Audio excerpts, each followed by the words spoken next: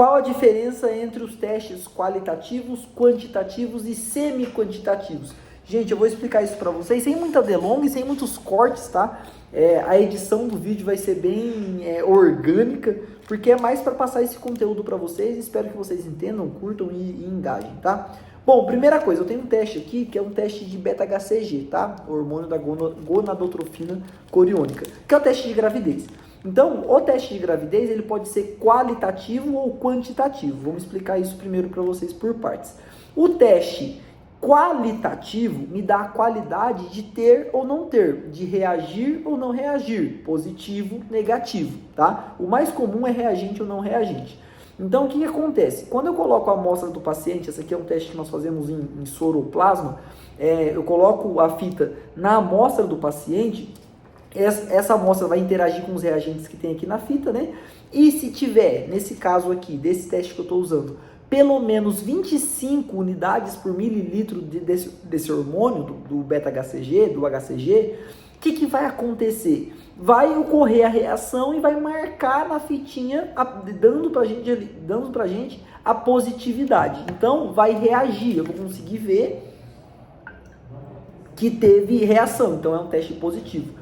Por que ele é qualitativo? Porque só de ter níveis de hormônio acima de 25 unidades por mililitro já dá positivo. Então, geralmente esse hormônio aumenta quando? Quando a mulher está gestando, está grávida. Tem algumas condições patológicas, então quando o paciente está doente, tem alguma doença, que aumenta também alguns tipos de neoplasias malignas, enfim, mas não vem ao caso agora. Geralmente é quando essa paciente está grávida. Então, esse hormônio ele vai passar desse limiar de 25 unidades por mililitro e vai positivar o teste, tá? Então, isso é qualitativo. O que é um teste quantitativo? É quando eu faço teste laboratorial no equipamento que não vai me dar apenas reagente ou não reagente, 2 fitinhas ou 1 fitinha. Ele vai me dar um número. Então, quantitativo, eu estou contando. Tem tantos... o nível de hormônio de beta-HCG é X valor por unidades internacionais por mililitro. Enfim, o que acontece? O quantitativo me dá uma quantidade. Um outro exemplo mais fácil de entender, glicose. Quando eu faço teste de glicose, análise de glicose em jejum, eu faço uma análise quantitativa. Então, eu vejo lá, paciente com 99 miligramas por decilitro de glicose.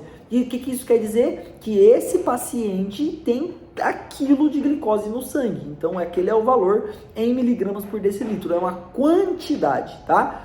Qualitativo sim ou não, quantitativo quantidade. E aí nós chegamos no segundo momento, gente, que é no terceiro momento, na verdade, perdão, que é o teste semi-quantitativo. O que é um teste semi-quantitativo? É quando eu tenho um valor aproximado, tá? Eu não lembro de cabeça, depois vocês podem consultar na bula da proteína C reativa, que é uma análise que nós fazemos por aglutinação, tá? É um teste que, primeiro, ele é feito de forma qualitativa. Que acontece? Eu coloco a amostra do paciente no cartão, coloco o reagente, o látex, né? E aí eu vou misturar.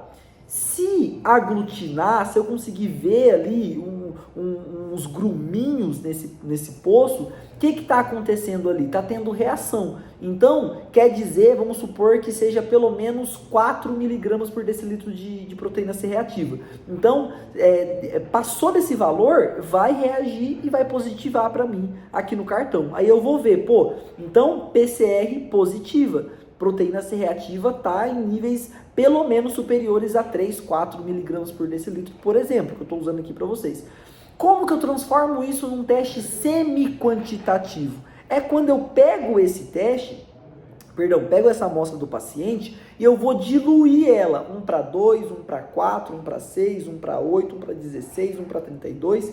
E aí, conforme eu diluo, eu duplico o valor que seria desse marcador. Então, se no poço sem diluir é 4, quando eu coloco 1 para 2 e ainda aparecer reação, quer dizer que eu tenho pelo menos aproximadamente 8 miligramas por decilitro de proteína C reativa. Se no de 1 para 2 deu reativo ainda positivou. Eu vou para o pocinho de 1 para 4, quer dizer que eu tenho o dobro do que eu tinha no pocinho anterior. Então, se foi de 4 para 8, de 8 vai para 16 miligramas por decilitro.